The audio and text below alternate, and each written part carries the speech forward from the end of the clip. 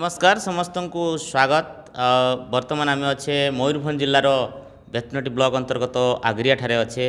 तेबे आग्रिया रे जो बीणापाणी युवक संघ तरफ प्रति वर्ष साधारणतंत्र दिवस दिन ठारू जो स्वतंत्र उत्सव आग्रिया महोत्सव आरंभ हुए से महोत्सव प्रति वर्ष पालित हुए। ए वर्ष मध्य पालित होबार योजना रही।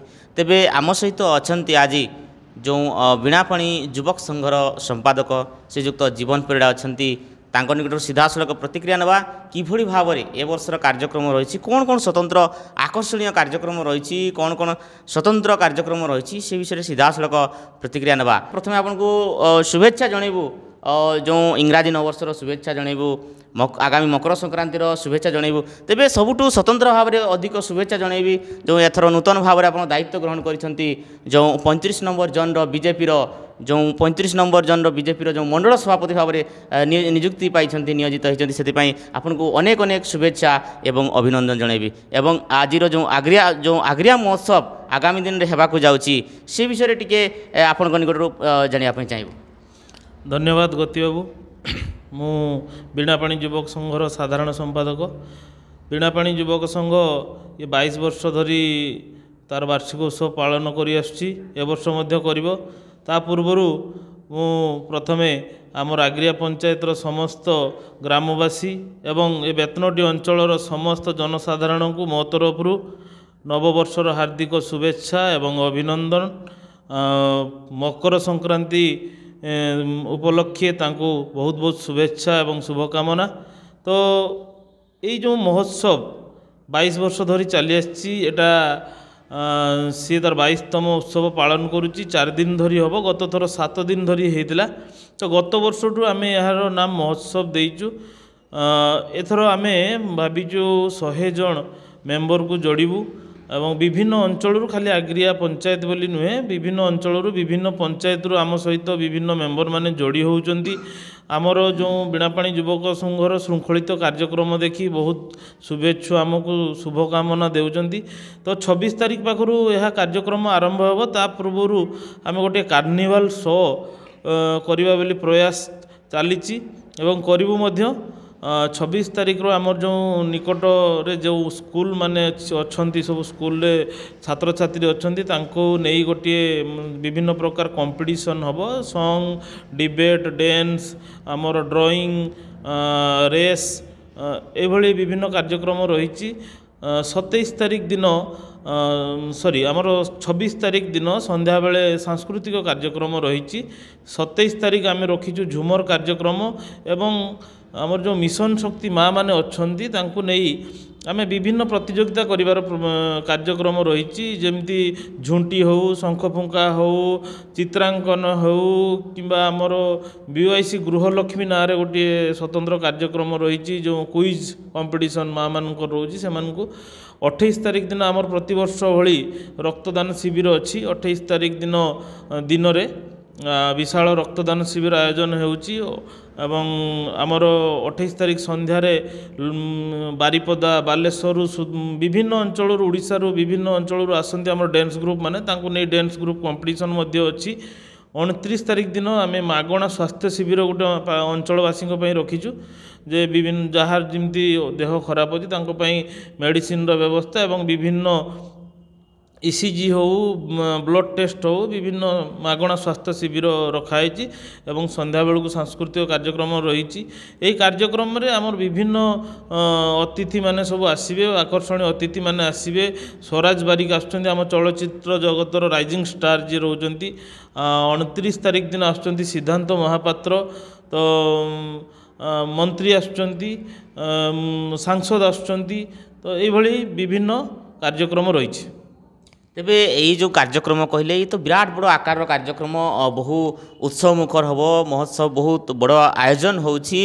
तेबे ये जो महोत्सव केबे आरंभ होइथिला केते वर्ष ए वर्ष केतेतम महोत्सव पालित होबो से विषय जानिया पे चाहिए। एटा 22तम महोत्सव चलची। आम 22 वर्ष पूर्व जो आरंभ करूँ आमर प्रोग्राम रो मूल्य मु भावी बोधे से 20,000 10,000 टंका भितर एवं ताहा विराट आकार नहीं तेणु ताहा तो कहीहबनी केते कौन खर्च होची कौन नहीं କିନ୍ତୁ ଲୋକମାନଙ୍କର ଭଲ ପାଇବା ଆମକୁ 22 ବର୍ଷରେ ପହଞ୍ଚେଇଛି ଏତିକି କହିବି।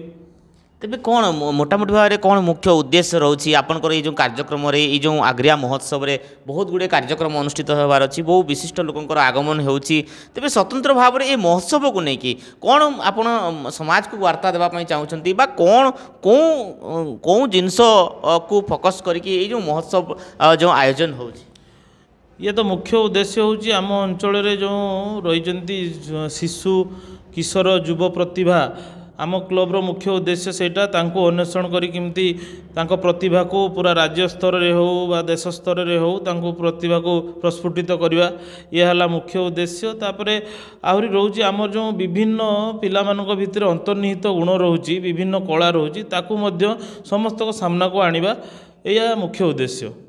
ତେବେ ଏଇ ଯେଉଁ ବିଭିନ୍ନ ପ୍ରକାର ଯେଉଁ ଏଠାରେ ଯେଉଁ ଅନୁଷ୍ଠିତ ହେବ, ବିଭିନ୍ନ କାର୍ଯ୍ୟକ୍ରମ ଅନୁଷ୍ଠିତ ହେବ, ଯେଉଁ ଏଇ କାର୍ଯ୍ୟକ୍ରମ ଯେଉଁ ଅନୁଷ୍ଠିତ ହେଉଛି, ତେବେ କେତେ ଆଡ଼ୁ ଦର୍ଶକମାନଙ୍କର ଆଗମନ ହୁଏ, କେତେ ଦର୍ଶକ ହୁଅନ୍ତି, କିଭଳି ଭାବରେ ମହୋତ୍ସବର ଆନନ୍ଦ ନିଅନ୍ତି? ମହୋତ୍ସବ ତ ଆମେ ଏଇ 2-3 ବର୍ଷ ହେଲାଣି ଆମର କାର୍ଯ୍ୟକ୍ରମ ବଢ଼ିଛି। ଦୋକାନ ବଜାର ଟିକେ ମାନେ ଗତ ବର୍ଷଠୁ ଅଧିକା ବସୁଛି, ପାଖାପାଖି 10,000-15,000 ଲୋକଙ୍କର ସମାଗମ ରୁହେ 4-5 ଦିନରେ। ଗତ ବର୍ଷ ଯାତ୍ରା ହେଇଥିଲା ତ ମହୋତ୍ସବଟା ଆଉ ଟିକେ ବହୁତ ବଢ଼ି ଯାଇଥିଲା। ଏ ବର୍ଷ ଯାତ୍ରା ପ୍ରତିକୂଳ ପରିସ୍ଥିତି ଯୋଗୁଁ ଯାତ୍ରା ହେଇପାରି ନାହିଁ। ତ ଏ ବର୍ଷ ସାଂସ୍କୃତିକ କାର୍ଯ୍ୟକ୍ରମ ପୁରା 4 ଦିନ ଧରି ରହିଛି। ଆଶା କରୁଛି 15-20 ହଜାର ଦର୍ଶକ ନିହାତି ମାନେ ଆସିବେ ବୋଲି। ତେବେ କ'ଣ କହିବା ପାଇଁ ଚାହିଁବେ ଯେଉଁ ଦର୍ଶକମାନେ ଯେଉଁମାନେ କି ପ୍ରତିବର୍ଷ ଆସୁଛନ୍ତି, ଆପଣମାନେ ତ ଆୟୋଜକ ରହିଛନ୍ତି, ତେବେ ଯେଉଁ ଏଇ ମହୋତ୍ସବକୁ ଯେଉଁ ଅଧିକ ସରସ ସୁନ୍ଦର କରୁଛନ୍ତି, ଯେଉଁମାନେ ଦର୍ଶକମାନେ ଆସୁଛନ୍ତି, ଯେଉଁ ଶୁଭାକାଂକ୍ଷୀମାନେ ଆସୁଛନ୍ତି, ସେମାନଙ୍କୁ କ'ଣ କହିବା ପାଇଁ ଚାହିଁବେ? ତାଙ୍କୁ କହିବି 4 ଦିନ ଧରି ପ୍ରୋଗ୍ରାମ ପୁରା ଜବରଦସ୍ତ ଅଛି, ଆପଣମାନେ ସମସ୍ତେ ଆସନ୍ତୁ, ଉପଭୋଗ କରନ୍ତୁ ଏଇ କାର୍ଯ୍ୟକ୍ରମକୁ। ଆପଣମାନେ ବହୁ ସଂଖ୍ୟାରେ ଆସିଲେ ଆମକୁ ଖୁସି ଲାଗିବ, ଆମ ଆୟୋଜନ ସଫଳ ହେବ, ଏତିକି ଆମର ଦର୍ଶକ ଦର୍ଶିକାକୁ କହିବି। ଧନ୍ୟବାଦ।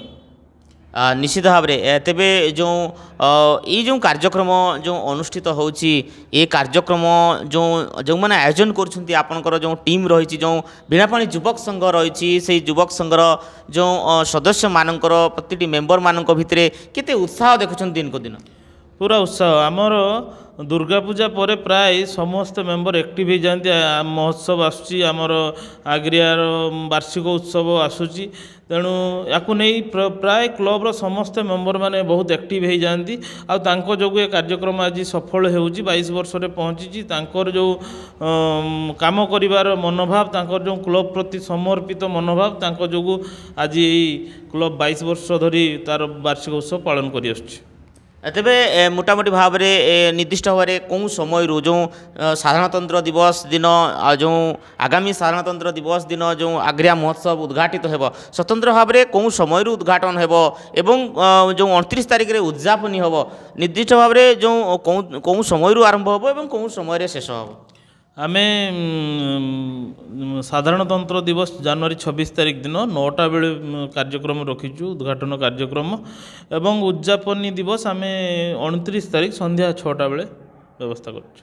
ଜାନୁଆରୀ 26ରୁ 29 ତାରିଖ 4 ଦିନ ଭୁଲିବେନି ଆଗ୍ରିଆ ମହୋତ୍ସବ। ପୁରା ଆପଣମାନଙ୍କ ଅପେକ୍ଷାରେ ଆମେ ରହିଲୁ, ଆପଣମାନେ ନିହାତି ଆସନ୍ତୁ ଏବଂ ଆମର ଏହି କାର୍ଯ୍ୟକ୍ରମ ମହୋତ୍ସବକୁ ସରସ ସୁନ୍ଦର କରନ୍ତୁ।